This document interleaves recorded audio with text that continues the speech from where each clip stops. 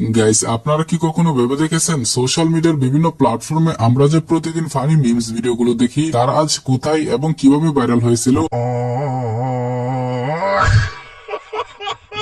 আজকের এই ভিডিওতে আমরা জানবো পৃথিবী কাঁপানো সেরা 10টি ভাইরাল মিমসের আসল গল্প, তারা কিভাবে ভাইরাল হয়েছিল আর এখন তারা কেমন আছে। তাই ভিডিওতে লাইক দিয়ে সম্পূর্ণ ভিডিওটি দেখতে থাকুন, কেননা লিস্টের 10 নম্বর মিমসের আসল কাহিনী আপনাকে অবাক হতে বাধ্য করবে। চলুন শুরু করা যাক। গাইস, লিস্টের শুরুতে আমরা রেখেছি এক হাসি দিয়ে রাতারাতি বিশ্বজুড়ে পরিচিত লাভ করা কিশোর অরুণ কুমারকে। অরুণ কুমার ভারতের তেলেঙ্গার মুম্বাইয়ের একটি দরিদ্র পরিবারের সন্তান। অভাবের কারণে পড়াশোনা ছেড়ে দিয়ে সে ট্রাক হেল্পার বা ক্লিনার হিসেবে কাজ শুরু করেছিলেন। সে নেহেরু নামের এক ট্রাক ড্রাইভারের সঙ্গে কাজ করত। একদিন কাজ শেষে ট্রাক ধোয়ার পর ড্রাইভার তাকে এক কাপ চা দিয়ে একটি মজার জোক শোনান। সেই জোক শুনে অরুণের প্রাণখোলা হাসির একটি ভিডিও সামাজিক যোগাযোগ মাধ্যমে ছড়িয়ে পড়লে সে রাতারাতি ভাইরাল হয়ে যায়।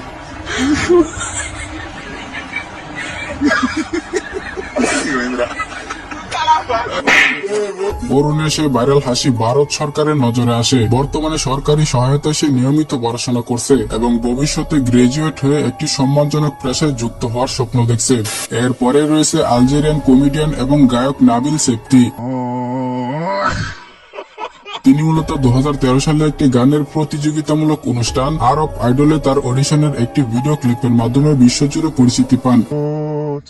অডিশনে তিনি একটি গান গাওয়ার সময় তিনি বারবার হাসছিলেন এবং গানটি শেষ করতে পারছিলেন না। এই ফানি মুহূর্তটি সোশ্যাল মিডিয়ায় ব্যাপক ভাইরাল হয় এবং তিনি লাফিং গাই মিম হিসেবে পুরো দুনিয়ায় বিখ্যাত হয়ে ওঠেন।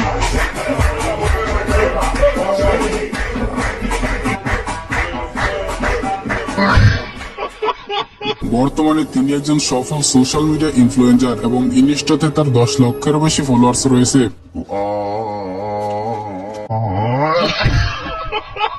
এরপরে আপনারা দেখবেন এক হাসিতে ভাইরাল মোতাহার আনাস। তিনি সোশ্যাল মিডিয়ায় সাম অর্ডিনারি গেমস নামে পরিচিত। তিনি একজন জনপ্রিয় ভারতীয় কানাডিয়ান ইউটিউবার এবং ডিজিটাল কন্টেন্ট ক্রিয়েটর। 2016 সালের একটি ভিডিওতে একটি নিম্নমানের হরর গেম খেলার সময় তার উচ্চস্বরে এবং বিচিত্র হাসির একটি ক্লিপ 2020 সালের দিকে টিকটক, ইনস্টাগ্রামে রাতারাতি ভাইরাল হয়।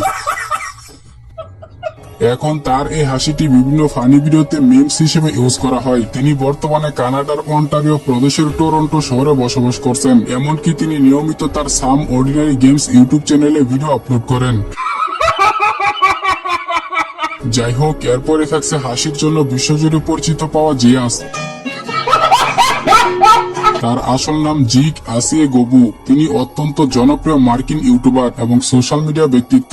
জিয়াস ও তার বন্ধু বিলু তারা মূলত নতুন হিপ হপ এবং র্যাপ মিউজিক ভিডিওর উপর অত্যন্ত এনার্জেটিক এবং মজার রিয়াকশন ভিডিও তৈরি করে থাকেন।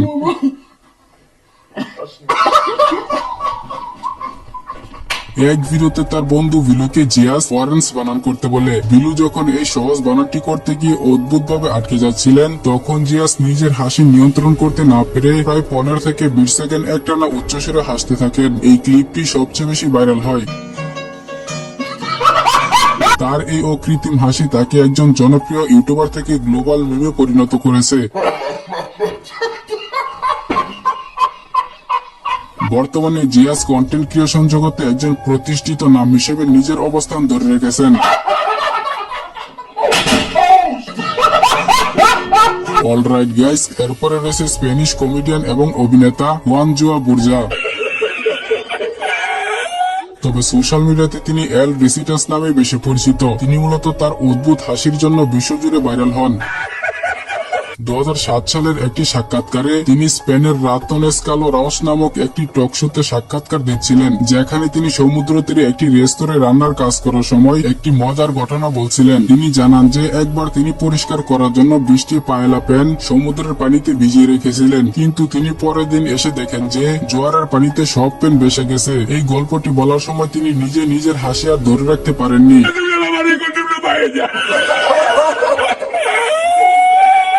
তার এই অট্টহাসি এবং অদ্ভুত শব্দ শুনে উপস্থাপক হাসিতে ফেটে পড়েন।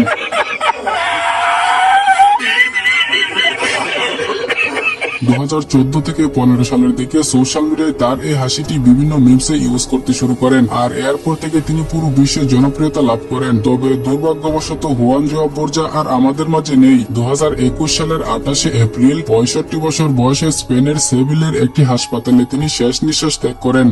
এরপরে রয়েছে সোশ্যাল মিডিয়ায় ভাইরাল হওয়া আরো এক মিমস ক্রিয়েটর সুভাষ রানী আজুহা। তিনি প্রধানত প্যারিস সামাজগাই নামক একটি ইন্টারভিউর মাধ্যমে রাতারাতি ভাইরাল হয়েছিলেন।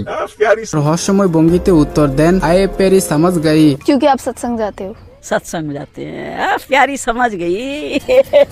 তার কথা বলার ভঙ্গি এবং হাসির কারণে এই ভিডিও ক্লিপটি সোশ্যাল মিডিয়ায় জনপ্রিয়তা পায় এবং তিনি বিখ্যাত মিম টেমপ্লেটে পরিণত হয়।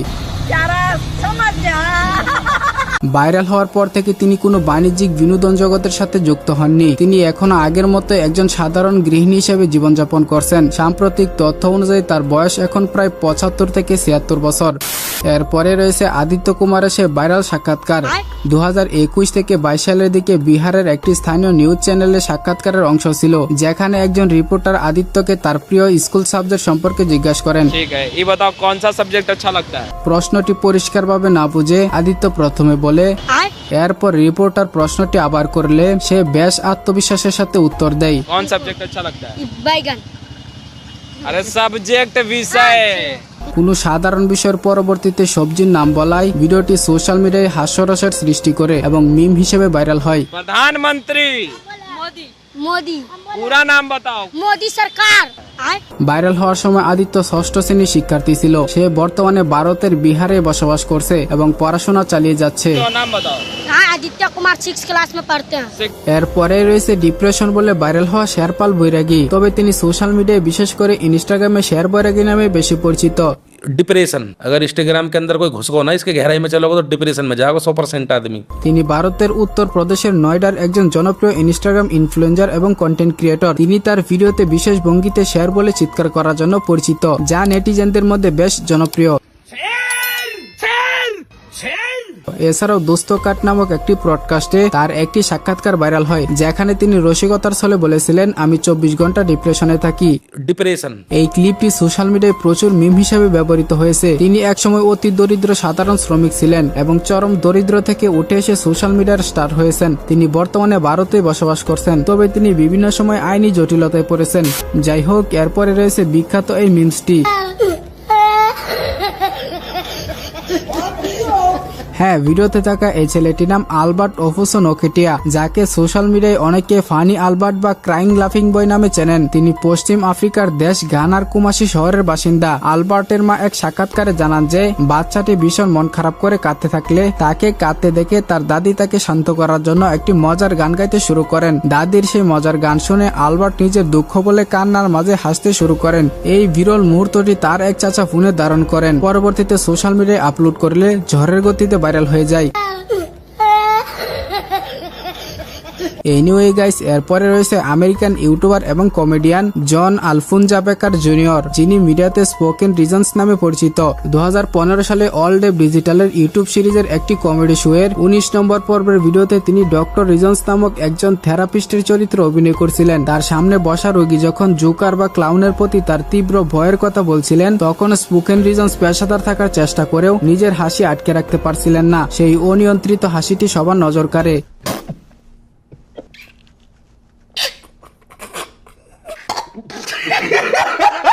পরবর্তীতে এই ফানি মুহূর্তটি একটি জনপ্রিয় মিমস আকারে সারা বিশ্বে ভাইরাল হয়ে যায়। আর এখনো তিনি সোশ্যাল মিডিয়ায় অ্যাক্টিভ রয়েছে। তো যাই হোক গাইস, এই ছিল মূলত পৃথিবী কাঁপানো সেরা 10টি ভাইরাল ফানি মিমসের আসল গল্প। তো এই মিমস গুলোর ভিতরে আপনার পছন্দের মিমস কোনটি সেটা অবশ্যই কমেন্টে জানাবেন। ভিডিওটি ভালো লাগলে অবশ্যই একটি লাইক দিয়ে চ্যানেলটিকে সাবস্ক্রাইব করে দিবেন। তো কথা হবে শীঘ্রই নতুন কোনো ভিডিওতে। ততক্ষণ সবাই ভালো থাকুন, সুস্থ থাকুন, খুদা হাফেজ।